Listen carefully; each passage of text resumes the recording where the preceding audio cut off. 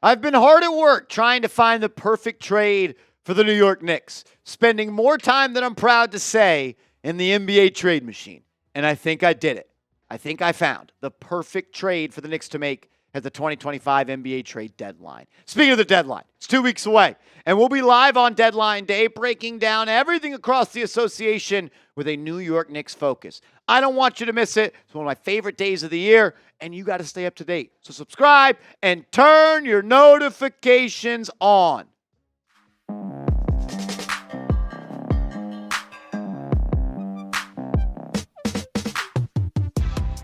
Yo! Shout out to all of the real ones. You're watching Knicks Now by Chat Sports. I am your host, Marshall Green, and I pride myself on being a couch GM. And I pride myself on being able to find moves that I think would benefit the New York Knicks. Track record, I think it speaks for itself. And this was a tough exercise. It really, really was. Thanks to the CBA that's going to ruin the NBA that has been installed this past offseason. Thanks to Adam Silver for ruining barbershop talk around trades. It was a very tough exercise because apron this, apron that. Knicks got to send out this. Knicks got to accept this, blah, blah, blah. It was tough. And you know what? I didn't know what I was trying to do, but I figured out what I wanted to do, and that was to fill multiple holes, fill multiple needs for the New York Knicks because a superstar trade is not out there. Unless the Knicks are willing to trade one of the starting five members, they are not going to be able to make a trade that would net them a superstar. So I tried to find a multiple players that could help this Knicks in multiple ways. You talk about what they need. I think they need a big man. I think they could use a wing. I think they could use a versatile defender. They need an athlete. They sometimes feel slow, especially off the bench. And they could use another shot creator. This is a superstar. You're not finding one of these guys. But can you find a trade that brings you a big man, a wing, and a versatile defender that's an athlete and a shot creator? Due to the CBA, making trades is 1,000 million times harder. There's no doubt about that. You can't just chop it up anymore and say, yo, we do this, y'all do this, we move it. No, you don't get to do that anymore. The Knicks, because they are hard capped, cannot exceed the second apron. They have to now send out more money in a trade than they accept. For instance, to make it easy, if they want to acquire a player that makes $9.9 million, they have to send out $10.0 million at the minimum. I don't think the Knicks are trading anyone that's starting five. I only think there's really 8 players that they could trade. Maybe you can go some of the younger guys as well. Robinson, $14.3 million. Precious Achiuwa, $6 million. McBride, 4.7. Jericho, 2. Payne, 2. Kolek, 2. Dottier, 1.8. And again, I think they could trade Matt Ryan. It would be $621,000 if they do. Knicks don't have many first-round picks to trade. In fact, they have one that is owned by the Washington Wizards. It is top 10 protected this year. It is not going to convey, which means that it would roll to next year, and then it would be top 8. And if it does not convey, then it would become 2 second-round picks. Knicks have a plethora of second-round picks, though. They got like 10 second-round picks if they could make it a trade, and that first-round pick. So maybe if the talent doesn't match the talent you're sending out that you are acquiring, you could sweeten up that offer with some picks. So before I tell you my perfect trade idea for the Knicks, I want to hear from you because you guys are always smarter than me. Name a player you want the Knicks to trade for. Name a player. Let me know right now in the comment section. My perfect trade idea. Try to get my Duffy for this one. And there's a lot going on. No doubt about it. In this trade, the Knicks would be sending out $18.49 million to Chicago while acquiring $18.41 million, which means it meets the criteria of the new CBA. So what about the players? The Knicks would be trading Mitchell Robinson, Jericho Sims, Cam Payne, and all the picks. All the picks it would take.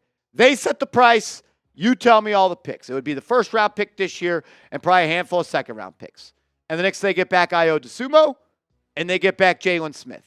Again, not the most sexy trade in the world, but I think these two players, Dosunmu and Smith, elevate your bench from the worst bench in the NBA to maybe a top 15 bench in the NBA. And if you have a top 5 starting 5, which the Knicks do, and you got a top 15 NBA bench with maybe Dosunmu, I think it could be a little bit higher, you can win an NBA championship.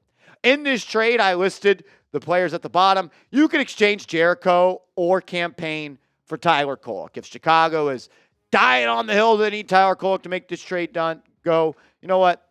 I would do it. I love Kolek as a player, but Ayo Dosunmu is the best one in this trade by far. And that's why you make this trade. For the 25-year-old, 6'5", 200-pound, two-way athlete of the Chicago Bulls. Ayo is one of my favorite players in the NBA for a long list of reasons. Versatility, but more importantly, the dog that he has in him. And he's super, super athletic. At 6'5", he could defend multiple positions. You look at his stats and what he's done in his NBA career. He's been in the league just 4 years. This year, in 33 games played, he's averaging 12.5 points per game, 4.7 assists, a career high, shooting 49% for the field, but just 31.8% from three. He has been an inconsistent three-point shooter throughout his career. That's probably the one holdup that I have right now. Last year, though, he shot 40%. His rookie year, he shot 38%. But sandwiched in between those years is 31.8 and 31.2. This is a guy that can score, he can create, and he could defend. When we expand upon the three-point talk for him, you'll get some catch-and-shoot numbers left and right corner. In his rookie year, he shot 38.4% on the catch-and-shoot. 32.4% in the left corner, not good. 45.9% in the right corner, outstanding. Then he had the bad three-point shooting year. 30.9%, 31.7%, and 33.3%. Not good enough. Then he was great last year.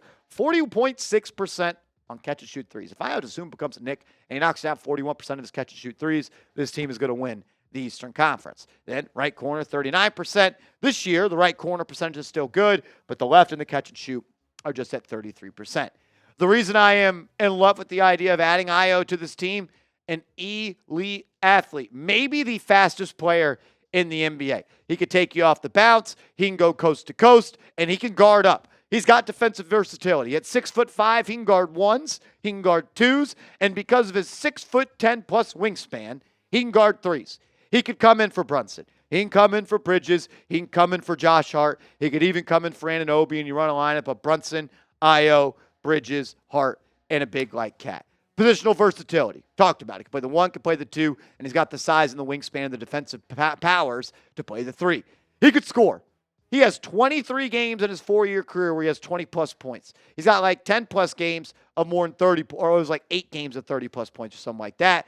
And he can also play the point, averaging 4.7 assists. He excels in the pick and roll, getting downhill, using his athleticism to finish with either hands around the rim. Sneaky athlete will punch it on your head as well. He allows Brunson to play off ball. He can play with him, or he can run the show without him. Brunson, one of the best off-ball players in the NBA.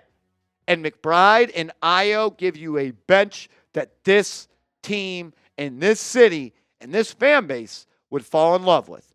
All grit, all the time. Defense, energy, and athleticism. You go from a slow, oldish bench, I would say, to, not to say campaign is slow, but you were just a little bit older on the bench. You don't have a legit wing at 6'5". Ayo could be that. I like the idea of those two guys being your super subs at the guard spot. Ayo will be a great addition to this team. Why Jalen Smith and Torrey Craig? Because it's not just a trade for Ayo. Craig, veteran throwing piece. We've talked about him before. We'll talk about him again. But I think Jalen Smith, a player the Knicks were interested in this offseason, could be a great center to have on this bench with Precious playing his natural position of the 4. We'll talk about those two fellas in a second. First, though, check out our proud sponsor, Game Time, the best ticketing app out there. If you're going to go to a Knicks game soon, download the Game Time app and use that promo code ChatSports, and you're going to get $20 off your first purchase where terms do apply. You get the best seats for the lowest price guaranteed. Prices actually drop as the events get closer. You get to see your seat view in the app. You get to access your tickets from your phone, and it's easy to resell your tickets as well. Game Time offers last-minute tickets. They specialize in last-minute tickets. And get some last-minute tickets if you want to go to an NFL playoff game or the Super Bowl. You get views from the seat, easy to decide which ticket you want, and the lowest price guaranteed. And with our promo code, ChatSports, ChatSports, you're going to get $20 off first purchase where terms do apply. Use that all-in pricing feature. That way the price you see is the price you pay, no hidden fees. And that Game Time Picks feature makes it that much more easy to go see your favorite team perform. It's more than just sports, though. You can go to concerts, theater events, comedy shows, and so much more. So download the app, create an account, and again, the promo code is ChatSports. You see it at the bottom of your screen. $20 off your first purchase where terms do apply. Jalen Smith, 6'10", 24 years old, makes $8.5 million. So a guy that the Knicks were interested in the offseason, and that Chicago Bulls ended up signing in the offseason. It was like a 3-year, $27 million deal. Hasn't shot the ball all that well this year, But last year for Indiana, in 61 games played, he shot 42.4%. That's his best skill, his ability to stretch the floor, allowing you to play 5 out. He also could protect the rim better than I think a lot of people give him credit for. Averages 0.7 blocks per game this year, pretty much 1 block per game in 23 and 22. And he's a solid player, and he's a rotational piece, and he can contribute off the bench. I like the idea of adding him because he can defend, and he can board up, and he is someone that has offensive skill. He gives you 5 out offensive skill. He allows you to play that same type of style that you did with Karl-Anthony Towns. You don't have to completely change the structure of your offense when Towns comes out. I think you could play Towns and him together. I think you could play Smith and Achua together. I think you could do all of those things. You could even just play him at the 5 and go with the small lineup of OG, Hart, and McHale. And Brunson, underrated shot blocker. Had a couple of tough blocks. I think it was 2 postseasons ago, or I can't remember the exact time. But he was a decent shot blocker, underrated in that department. It's good depth behind Cat. Cat's dealing with a thumb injury. He is known to pick up injuries throughout his career, and he's also someone that loves to get in foul trouble, addicted to fouling. 2 in the first quarter, 3 in the first half, 4 in the first 3 quarters. Gives you somebody else that you could rely on to score as well as defend the rim when Cat is out. Torrey Craig, kind of just a salary cap filler in this piece, as a piece of this trade. Someone that is a 34-year-old, 6'7" wing. I don't expect him to play all that much, but it gives you a guy at 6'7" and the guy that could shoot it. Shooting 43% from 3 this year. I know it's only 9 games, but last year he shot 39% in 53 games, and the year before that he shot 39% in 79 games. So at minimum, you're getting a 6'7" guy that's got some athleticism. He is a veteran, and he has some basketball IQ, and he's shown the ability to knock down the outside shot before. Not really sure if he would even be in the Tom Thibodeau rotation, but I like the idea of having another 6'7" capable body that could shoot the 3 a little bit. Well, this is a trade to bolster the bench. And if your bench is this, Io, Deuce, Precious, and Smith, with Craig and Shamet as kind of that 9th or 10th and 11th man, I don't hate it. I think Io would be one of the better 6 men in the NBA.